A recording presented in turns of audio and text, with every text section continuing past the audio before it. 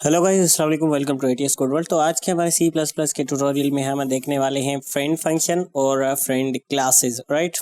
और उसके अलावा मेरे किसी सब्सक्राइबर ने मुझसे पूछा था कि हम सेल्सियस को फ़ारेनहाइट में और फ़ारेनहाइट को सेल्सियस में किस तरह से कन्वर्ट करते हैं, इसके लिए प्रोग्राम हम कैसे लिखेंगे। तो राइट, तो उसके लिए मैंने आपको एक एक्सरसाइज भी दी थी, जिसके पहले पार्ट में मैंने आपको बताया था कि हम सेल्सियस को किस तरह से फ़ारेनहाइट में कन्वर्ट करते हैं। लेकिन फ़ारेनहाइट को सेल्सियस में कन्वर्ट करने के लिए मैंने आपको कहा था कि आपने उसकी प्रैक्टिस करनी है। तो मुझसे किसी ने उसका आंसर पूछा है, तो इस वीडियो के एंड में मैं उसका आंसर भी देने वाला हूँ, यानी कि वो मैं आपको प्रोग्राम दिखाने वाला हूँ। दोनों मैं आपको दिखाऊंगा कि सेल्सियस को किस तरह से कन्वर्ट करते हैं फ़ारेनहाइट में, और फ़ारेनहाइट को किस तरह से कन्वर्ट करते हैं सेल्सियस में, राइट। तो उसका जो आंसर है वो वीडियो के एंड में है, तो वीडियो को एंड तक ज़रूर देखिएगा, राइट। तो सबसे पहले हम बात कर लेते हैं फ्रेंड फंक्शंस की, और उसके बाद हम फ्रेंड क्लासेस को भी देखते हैं। तो फ्रेंड फंक्शन बेसिकली होते क्या है। फिर फ्रेंड फंक्शन, जैसे कि आपको नाम सजेस्ट कर रहा है कि यहाँ पे फंक्शन, तो इसका मतलब है कि वो फंक्शन होते हैं, राइट। तो फ्रेंड फंक्शन को समझने से पहले अगर आपने एक्सेस स्पेसिफायर वाली वीडियो हमारी नहीं देखी, तो ऊपर आई बटन में इस वक्त लिंक आ रहा होगा, उस पर क्लिक करके आप एक्सेस स्पेसिफायर को ज़रूर से देख लीजिएगा। उसके बाद आप ये वीडियो देखिएगा, तो आपको ये अच्छे से समझ में आएगी। अगर आप वो पहले देख चुके हैं तो आप इस वीडियो को कंटिन्यू कर सकते हैं, राइट। तो एक्सेस स्पेसिफायर बेसिकली क्या होते हैं, ये प्राइवेट और प्रोटेक्टेड ये दोनों होते हैं, और उसके अलावा तीसरा भी हमारे पास होता है पब्लिक। तो इनको हम एक्सेस स्पेसिफायर कहते हैं। ये बेसिकली जो हमारे क्लास के अंदर जो मेंबर होते हैं, उन मेंबर की एक्सेसिबिलिटी की हमें बताते हैं कि जो क्लास मेंबर हैं उनको हम किस तरह से प्राइवेट रख सकते हैं और प्रोटेक्टेड रख सकते हैं। और पब्लिक अगर यो हम यूज़ करते हैं तो उसका मतलब है कि हम उस प्रोग्राम के अंदर कहीं भी उनको एक्सेस कर सकते हैं, राइट। तो जो प्राइवेट हमारे मेंबर्स होते हैं और प्रोटेक्टेड होते हैं, उनको हम डायरेक्टली हमारे मेन फंक्शन के अंदर उनका ऑब्जेक्ट बना के हम उनको एक्सेस नहीं कर सकते, राइट। तो ये चीज़ हम पहले देख चुके हैं। तो उसके लिए हमें प्राइवेट जो हमारे क्लास मेंबर्स होते हैं उनको सेट या गेट करने के लिए हम सेटर्स और गेटर्स का इस्तेमाल करते हैं, ये हम ऑलरेडी देख चुके हैं। और प्रोटेक्टेड के लिए भी हम सेटर्स गेटर्स का इस्तेमाल कर सकते हैं। और उसके अलावा हम जो इनहेरिटेड क्लासेस होते हैं, यानी कि ये जो हमारा मेन क्लास है, इसका अगर चाइल्ड क्लास हम बनाते हैं, जो कि हम ऑलरेडी इनहेरिटेंस में देख चुके हैं, तो उनमें हम प्रोटेक्टेड जो हमारे क्लास मेंबर्स होते हैं उनको हम एक्सेस कर सकते हैं। लेकिन हमारे पास सी प्लस प्लस में एक तीसरा मेथड भी होता है, जिसके थ्रू हम जो हमारे प्राइवेट और प्रोटेक्टेड जितने भी मेंबर्स होते हैं, क्लास मेंबर्स होते हैं, उनको हम एक्सेस कर सकते हैं। तो वो है हमारा friend function, alright. Friend function basically वही होता है, यानी कि हमारे जो प्राइवेट क्लास मेंबर्स होते हैं उनको हम एक्सेस कर सकते हैं विदाउट इनहेरिटेंस के और विदाउट सेटर्स एंड गेटर्स के, ऑलराइट।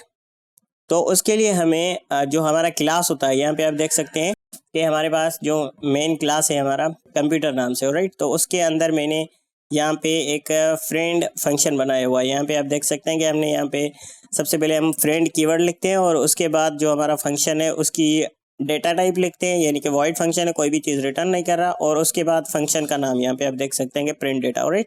तो यहाँ पे आप देख सकते हैं कि ये मैंने जो हमारा क्लास है इसको मैंने यहाँ पे क्लोज किया हुआ है, यानी कि ये जो हमारा क्लास है ये यहाँ पे ख़त्म हो रहा है, राइट।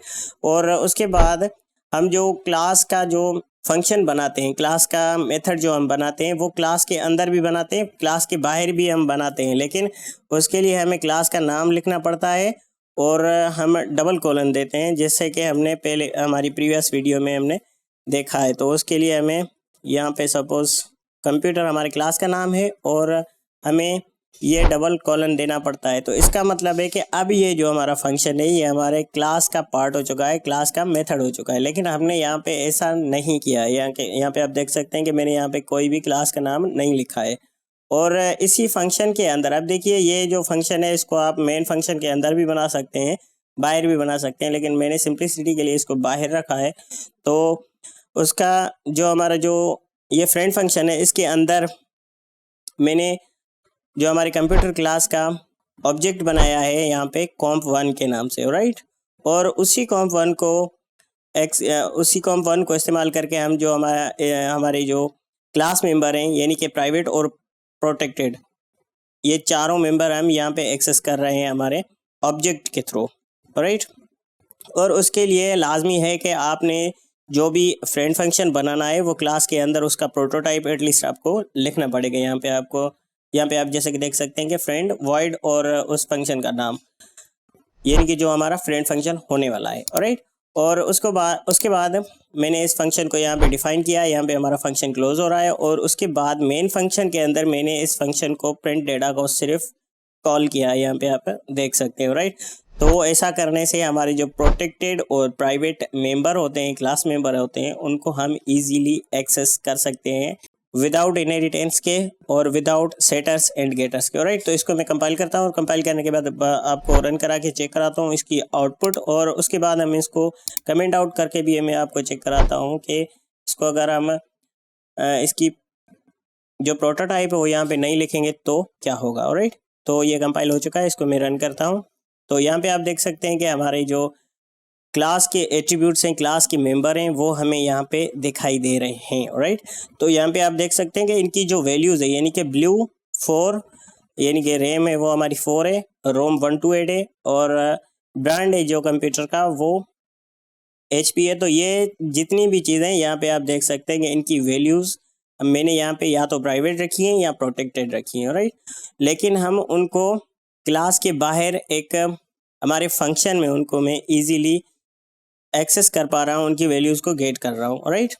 तो सिमिलरली आप उनकी वैल्यूज़ को सेट भी कर सकते हैं अगर आप यहाँ पे सेट करना चाहें तो, लेकिन हमने यहाँ पे सेट नहीं किए, सिर्फ गेट किए। राइट। आप सिर्फ सिंप्लिसिटी के लिए अगर मैं यहाँ पे इनकी वैल्यूज़ को सेट करूँगा तो थोड़ा सा प्रोग्राम कॉम्प्लेक्स हो जाएगा, और मैं इसको सिंपल रखना चाहता हूँ ताकि आपको समझ में भी आ सके। राइट।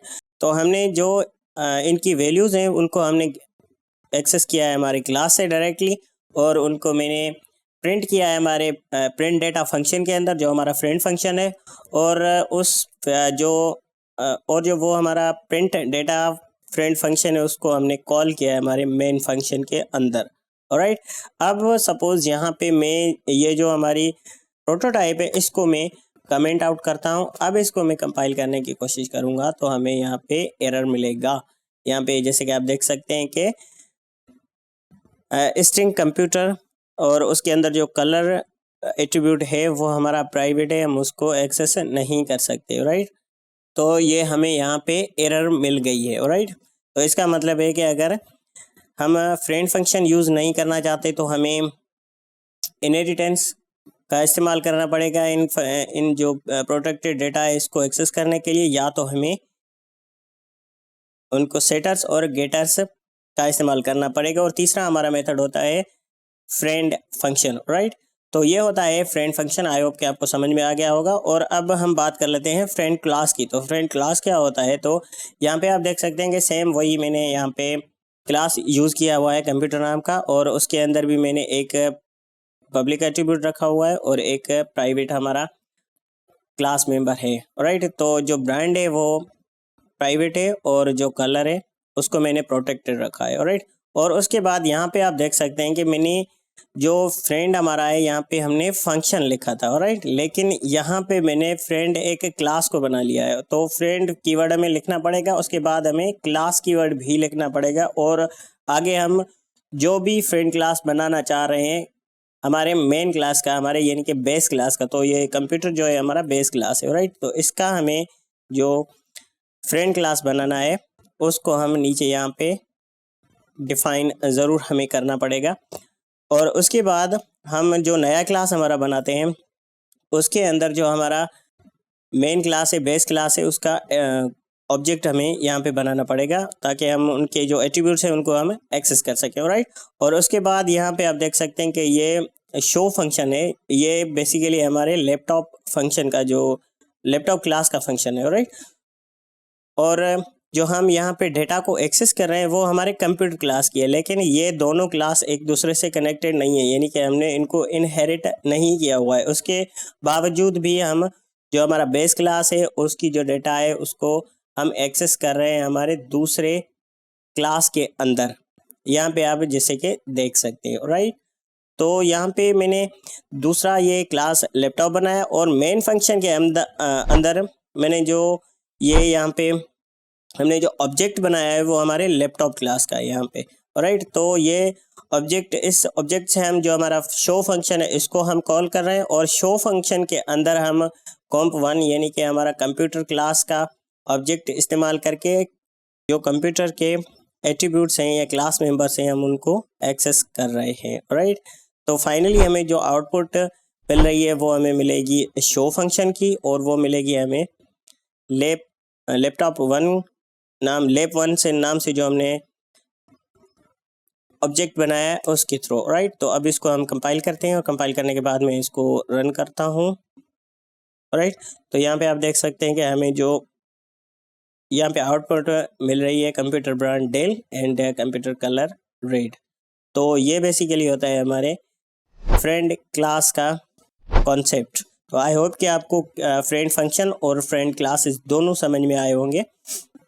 और अब हम फाइनली बात करते हैं हमारे सब्सक्राइबर के पूछे हुए सवाल की, कि हम सेल्सियस को फ़ारेनहाइट में और फ़ारेनहाइट को सेल्सियस में किस तरह से कन्वर्ट करते हैं। तो उसके लिए मैंने ऑलरेडी यहाँ पे प्रोग्राम लिख रखा है, तो उसको मैं सिंपली यहाँ पे ओपन कर रहा हूँ, और ओपन करने के बाद मैंने यहाँ पे कोड को कमेंट आउट करके रखा है, तो इसको मैं अनकमेंट करता हूँ, और जो ये नीचे वाला है इसको फ़िलहाल के लिए हम कमेंट करते हैं, राइट। तो हमने यहाँ पे डबल डेटा टाइप के दो वेरिएबल बनाए हैं, सेल एंड फार नाम से। सेल सेल्सियस के लिए और फार फ़ारेनहाइट के लिए, और राइट। तो सबसे पहले हम देख लेते हैं सेल्सियस अगर हमारे पास टेम्परेचर है तो उसको हम फ़ारेनहाइट में किस तरह से कन्वर्ट करते हैं। तो सबसे पहले हमें सी आउट, यहाँ पे मैंने एक स्टेटमेंट लिखी है, यूज़र को मैसेज भेजा है कि टेम्परेचर को एंटर करना है, और उस टेम्परेचर को हम स्टोर कर रहे हैं सेल के अंदर, यानी कि हमारा जो यूज़र टेम्परेचर एंटर करेगा वो सेल्सियस में होगा, और तो उसको हम फ़ारेनहाइट में कन्वर्ट करने के लिए सबसे पहले जो हमारे पास सेल्सियस में जो टेम्परेचर मिला है उसको 9/5 के साथ हमें मल्टीप्लाई करना होगा, और मल्टीप्लिकेशन करने के बाद हमें जो 32 है उसमें ऐड करना होगा। अब यहाँ पे मैंने ब्रैकेट्स इसलिए रखी हैं ताकि जो हमारी सीक्वेंस होती है, यानी कि सबसे पहले हमें 9/5 से मल्टीप्लिकेशन करनी होगी, और उसके बाद जो आंसर होता है उसमें हमें 32 ऐड करना होता है। तो इस तरीके से हमें जो फ़ारेनहाइट है वो हमारा कन्वर्ट हो जाता है सेल्सियस में, राइट। तो फाइनली जो हमें आउटपुट मिलेगी, यानी कि सेल्सियस, सपोज हमने यहाँ पे 100 इंटर किया, तो 100 सेल्सियस इज इक्वल टू जितने भी वो फ़ारेनहाइट होंगे वो हमें यहाँ पे आउटपुट में दिखाई देंगे, राइट। तो इसको मैं कंपाइल करता हूँ, और कंपाइल करने के बाद हम इसको रन करते हैं। तो सबसे पहले हमें यहाँ पे टेम्परेचर इंटर करना है सेल्सियस में, राइट। तो 95 हम सपोज इसमें ऐड करते हैं और एंटर करते हैं। तो 95 सेल्सियस जो हमारे हैं वो 203 फ़ारेनहाइट के इक्विवेलेंट होते हैं, राइट। तो इस तरह से आप जो सेल्सियस होता है उसको आप फ़ारेनहाइट में कन्वर्ट कर सकते हैं, राइट। तो अगर हम इसको हमारे पास फ़ारेनहाइट में हो और उसको अगर हमने सेल्सियस में कन्वर्ट करना हो, तो उसके लिए हमें क्या करना होगा।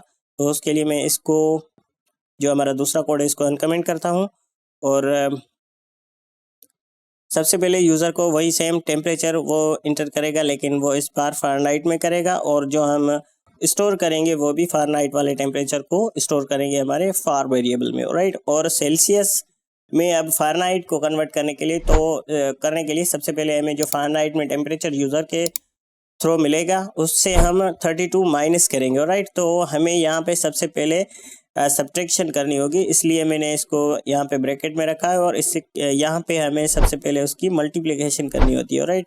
तो जो सीक्वेंस होती है मल्टीप्लिकेशन और सब्ट्रैक्शन की, यहाँ पे बेसिकली हम ऐड करते हैं, तो ऐड हमें बाद में करना पड़ता है, और मल्टीप्लिकेशन हमें पहले करनी होती है, राइट। तो अगर आपने बोर्ड मास के रूल पता है अगर आपको मैथमेटिक्स के, तो आपको ये अच्छे से समझ में आ जाएगा, राइट। तो यहाँ पे सबसे पहले हमें सब्ट्रैक्शन करनी होती है, और उसके बाद हमें 5/9 से उसको मल्टीप्लाई करना होता है, राइट। तो उसके बाद हमें जो आउटपुट मिलेगी वो हमें मिलेगी सेल्सियस में, राइट। तो हमारा फ़ारेनहाइट जो टेम्परेचर होगा वो कन्वर्ट हो जाएगा सेल्सियस में, राइट। तो इसको भी मैं कंपाइल करता हूँ, और कंपाइल करने के बाद हम इसको रन करते हैं। तो पिछली बार हमने 95 सेल्सियस इंटर किया था, तो हमें आउटपुट मिली थी 203। अब 203 हम फ़ारेनहाइट हमारे पास है। इनको अगर हमने कन्वर्ट करना है तो हमें 95 मिलना चाहिए। तो यहाँ पे आप देख सकते हैं कि 95 सेल्सियस यानी कि 203 फ़ारेनहाइट जो होते हैं वो 95 डिग्री सेल्सियस के इक्वल होते हैं। ऑलराइट, तो आई होप कि आपको ये कन्वर्जन भी समझ में आई होगी और friend function and friend classes भी समझ में आए होंगे और वीडियो भी पसंद आई होगी। अगर वीडियो पसंद आई है तो लाइक कीजिएगा, शेयर कीजिएगा, चैनल को सब्सक्राइब करना मत भूलिएगा। मिलते हैं इंशाल्लाह अगली वीडियो में, तब तक के लिए अल्लाह हाफिज़।